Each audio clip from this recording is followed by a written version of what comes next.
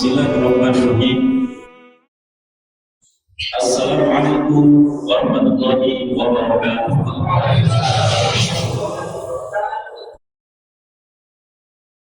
Alhamdulillahi wa kafa, wassalatu wassalamu ala rasulihil mustafa wa ala alihi wa ashabihi wa man tabi'ahum bi ihsan ila yaumil Wallahu ta'ala bi kitabihil karim.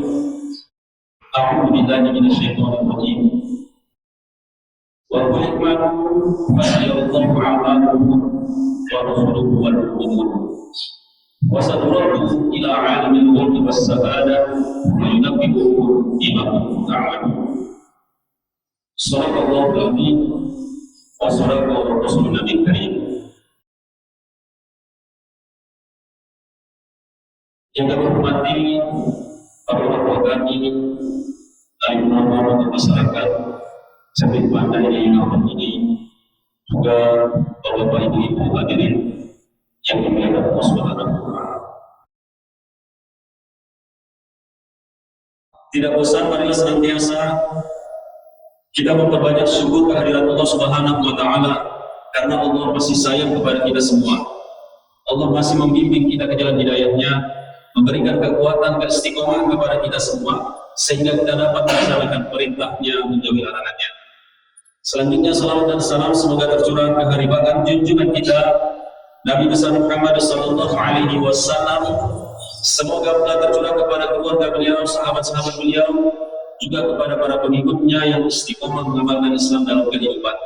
Semoga kita semua mendapatkan syafaat pertolongan beliau di yaumil hisab amin ya rabbal alamin. Bapak Ibu hadirin yang dimuliakan Allah, alhamdulillah di pagi yang barokah ini Allah masih memilih kita menjadi hamba-hambanya yang mampu memulai hari dengan kebaikan,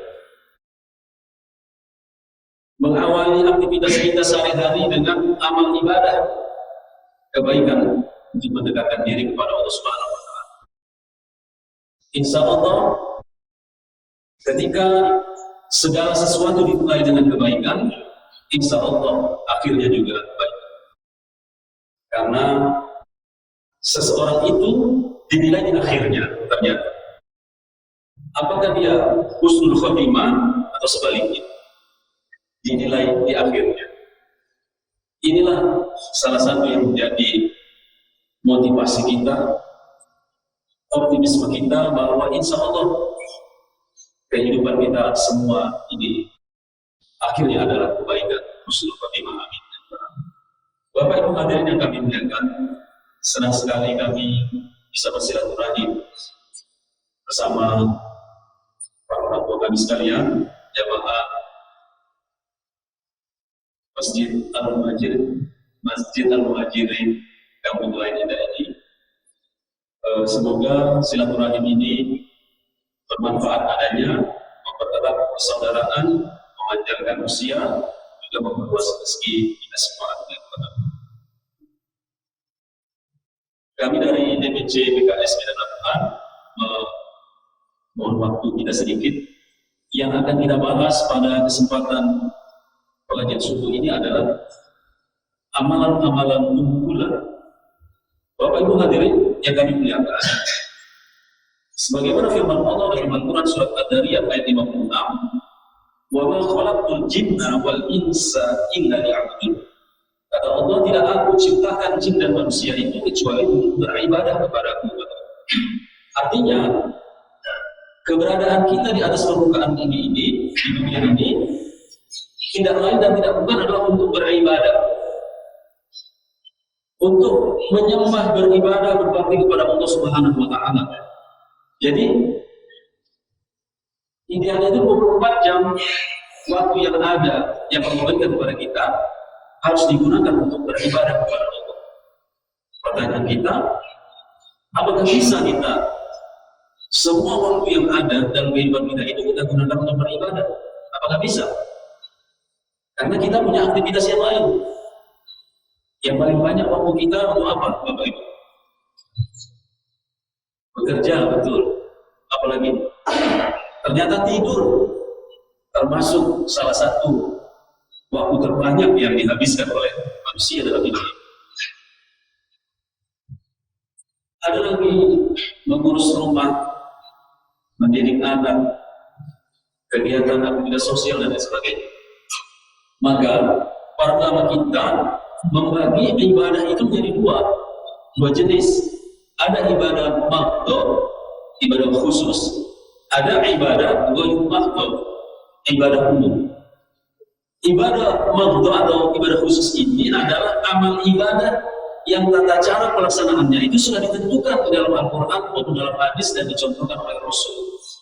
Itu tidak boleh kita melakukan inovasi, kreativitas, tidak boleh.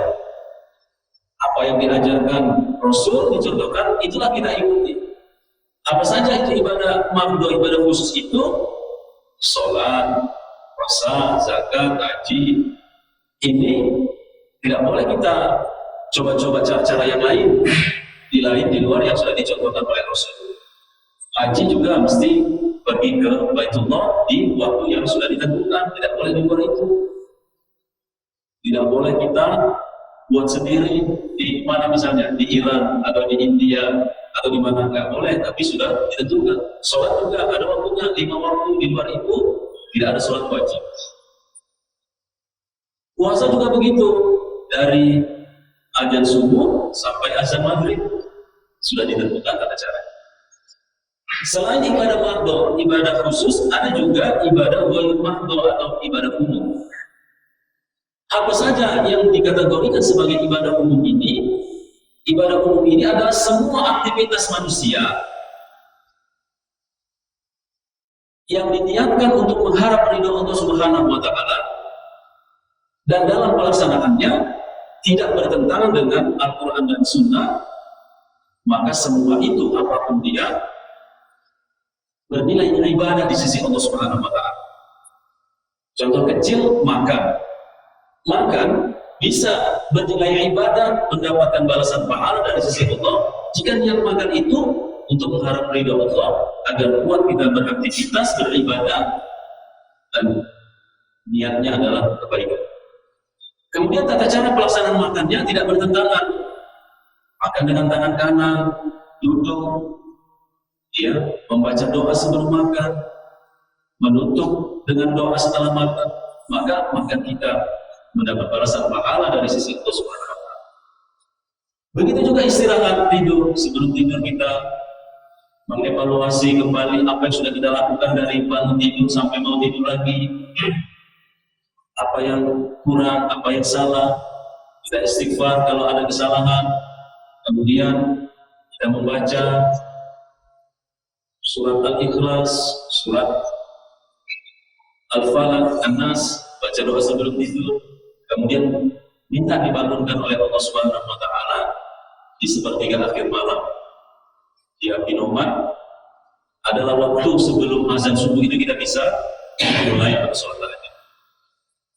Maka membaca doa sebelum tidur, maka tidur kita itu juga bernilai ibadah di sisi Allah Subhanahu wa Ta'ala. Apalagi kalau kita berduduk sebelum tidur. Begitu juga bekerja. Kalau niat kita bekerja itu karena perintah Allah untuk mencari rezeki, untuk bertebaran di bumi Allah ini, mencari rezeki Allah. Kemudian niat kita bekerja itu mendapat penghasilan untuk menghidupi keluarga, penghasilan kita bisa kita gunakan untuk memperbanyak amal ibadah, amal soleh, mendekatkan diri kita kepada Allah. Maka bekerjaannya kita itu dari jam 8 mungkin sampai jam 5 sore itu bernilai ibadah, dengan catatan dalam pelaksanaannya tidak ada dosa, kemaksiatan, tidak ada bertentangan dengan Al-Quran, hadis yang diajarkan oleh Rasulullah.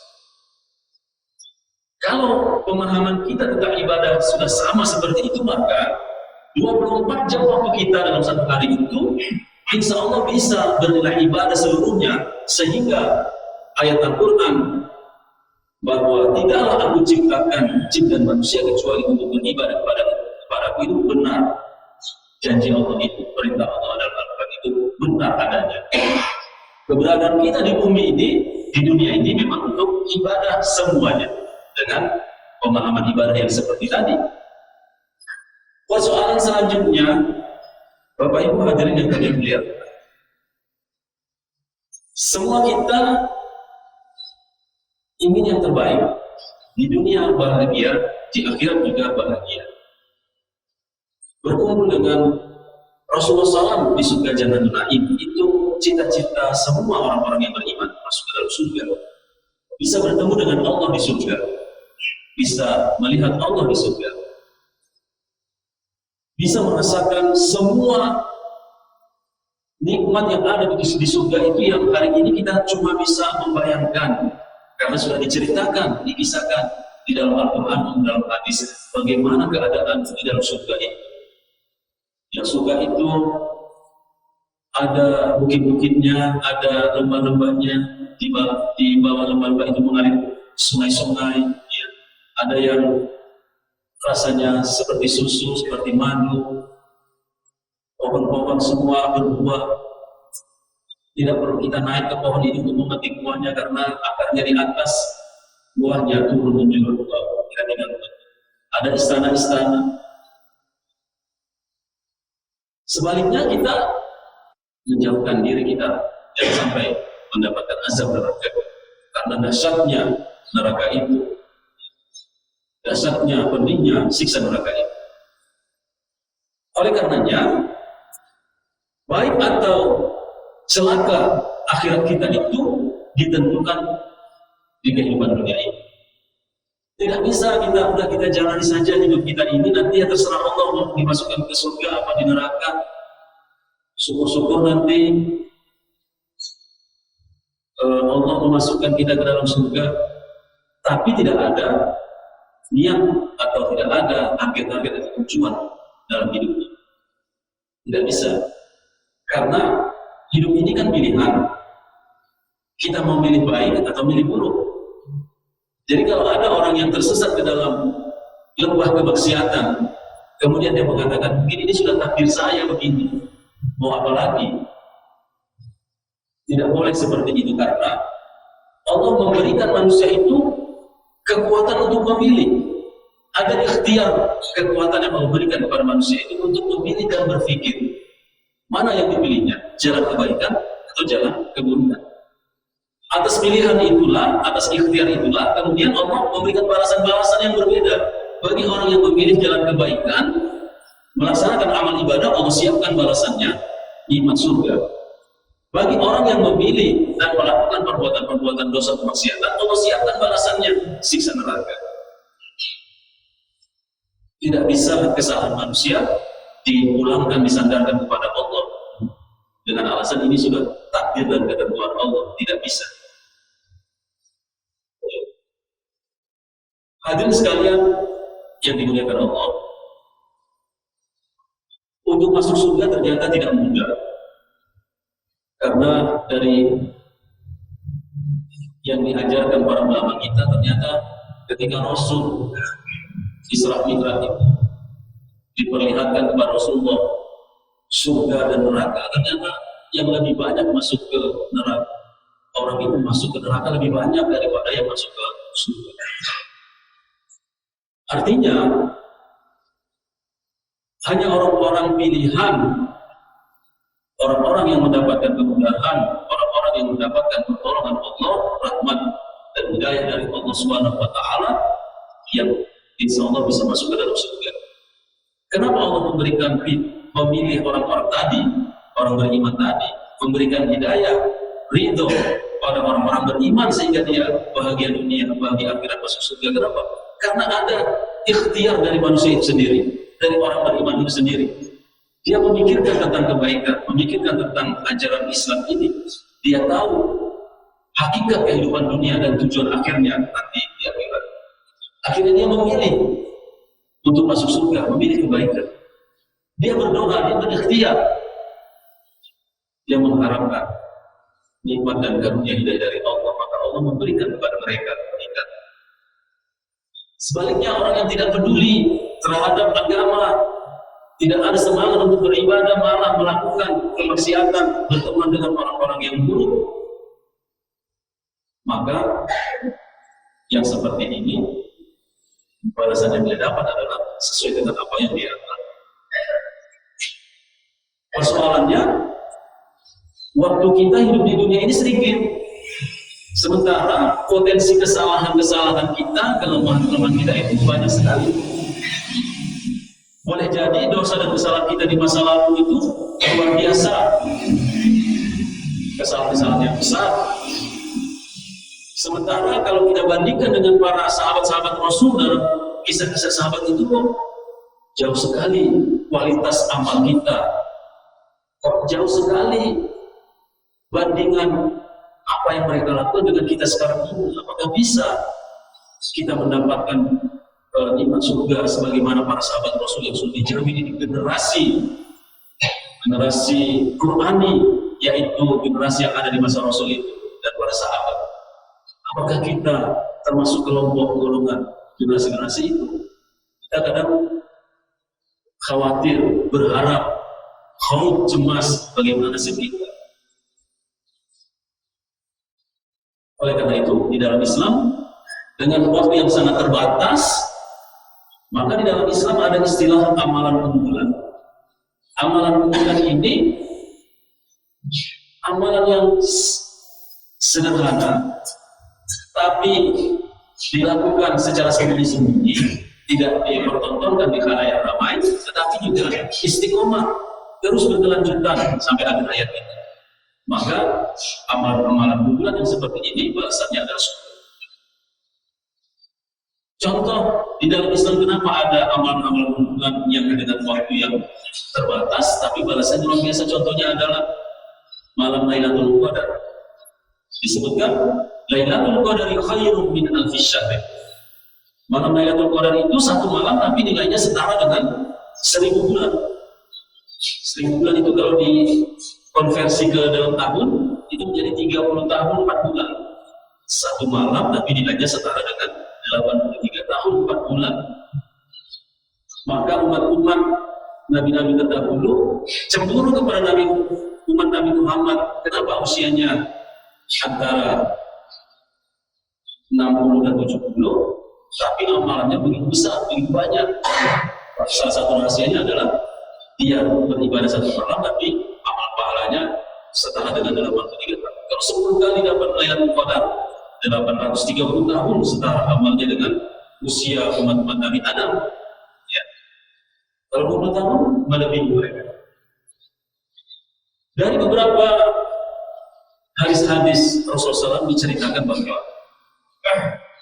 ketika Rasul berkumpul dengan para sahabat, Rasul kemudian berkata, akan masuk ke dalam masjid, akan datang kepada kita ahli surga. Tiba-tiba masuk seorang laki-laki yang biasa-biasa saja, lalu duduk sambil menjinjing sendal, diletakkan di luar masjid, dia masuk. Orang-orang melihat, ya, siapa sih kalau dibilang Rasul ahli surga? Keesokannya beberapa bulan yang berikutnya Rasul katakan lagi akan datang ke masjid kita ahli surga. Dilihat para sahabat, orang itu lagi sampai 3 kali. Maka seorang sahabat penasaran, apa sih keutamaan keunggulan, apa sih amalan-amalan seorang sahabat tadi?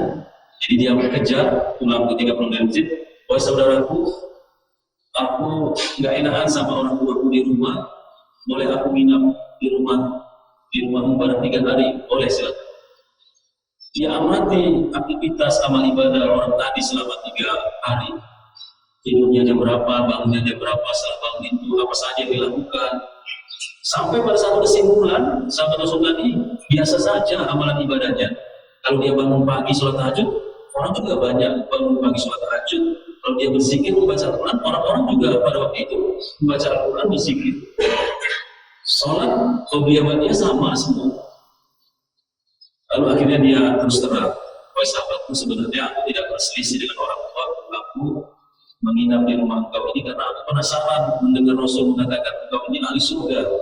Jadi aku ingin tahu apa sebenarnya amalan-amalan unggulan yang kamu lakukan. Tapi kulihat sama saja dengan orang-orang yang kebanyakan. Apa sebenarnya rahasianya? Lalu orang tadi bilang, tidak ada yang istimewa dari amal-amal ibadah yang dilakukan, sama seperti orang-orang. Cuma sebelum aku tidur, biasanya aku mengevaluasi apa yang aku lakukan dari pagi sampai menjelang tidur itu. Kemudian aku juga memaafkan semua sikap-sikap yang kurang baik dari orang-orang kepadaku. Aku berlaku berbesar hati, memaafkan semua karena masing-masing orang itu ada kelebihan dan kekurangannya masing-masing. Aku maafkan. Aku hilangkan sikap iri, tidak suka, dengki apalagi terhadap saudara-saudara sama muslim. Lalu Pak sahabat tadi bilang, inilah kenapa Rasul mengatakan berkali-kali engkau adalah ahli surga. Bapak Ibu hadirin yang kami muliakan, dari hadis tadi, kisah sahabat tadi, kita bisa mengambil kesimpulan ternyata amalan-amalan yang sederhana tadi yang tidak diketahui orang tadi, ternyata itu menjadi asbab, menjadi sebab Allah menggolongkan orang tadi sebagai ahli surga. Memang kalau kita lihat sepintas itu sepertinya kecil ya, biasa ya, tapi tidak semua orang mampu melakukan itu ternyata. Bisa memaafkan semua orang, sikap orang lain, ya, bisa mengevaluasi apa yang dilakukannya dari awal bangun tidur sampai tidur lagi, itu tidak semua orang mampu melakukan itu. Ada lagi Bilal bin Rabah, Rasul katakan, aku dengar suara terompak Bilal di surga. Dia punya ciri khas suara sendal Bilal bin Rabah itu beda dengan yang lain, dan Rasul katakan, aku dengar suara itu di surga. Artinya Bilal masuk surga. Apa amalan Bilal? Ternyata dia senantiasa memelihara wudu, tidak pernah dalam keadaan batal wudu. Kalau dia batal, dia pergi berwudu lagi, sholat sunat setelah wudu, nanti batal segera berwudu lagi, sehingga semua kehidupannya waktu dalam hidupnya itu dalam keadaan suci. Sederhana, tetapi tidak semua orang mampu sebenarnya. Artinya memang ada amalan-amalan setiap orang itu yang istimewa, yang bisa menjadi amalan unggulannya, yang dia dengan amalan-amalan itu berharap Allah ridho, Allah berkenan, Allah memberikan rahmat dan kasih sayang. Karena kalau berharap kita masuk surga dengan amal-amal ibadah kita nggak bisa.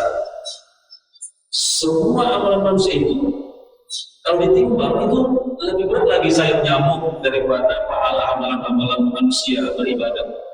Nggak ada nilainya sebenarnya di sisi Allah. Ditimbang dengan sayap nyamuk sebelah, masih berat lagi sebelah sayap nyamuk itu. Ternyata bukan karena hebatnya seorang itu beramal, pahalanya banyak, dia bisa masuk surga, bukan. Tetapi karena rahmat dan kasih sayang Allah lah, Allah melihat, oh, hamba ini sudah bersusah payah, sudah berusaha semaksimal mungkin, walaupun belum maksimal, tapi Allah melihat kesungguhan kita tadi dan Allah ridho, Allah berikan rahmat dan kasih sayangnya tadi, maka Allah memasukkan kita ke dalam surga. Sebaliknya kalau orang yang sudah diberi peringatan tidak sadar juga, ya ketentuan Allah berlaku, ada balasan di kehidupan akhir. Oleh karena itu, Bapak Ibu hadirin, kalau kita lihat Rasulullah SAW, banyak sekali amalan-amalan yang tidak ditampakkan di khalayak ramai, sembunyi-sembunyi, dan itu dilakukan terus-menerus sampai di akhir hayat beliau, baru banyak orang tahu. Oh, orang Yahudi buta disuapin itu kan ketahuannya setelah Rasul wafat, ya kan?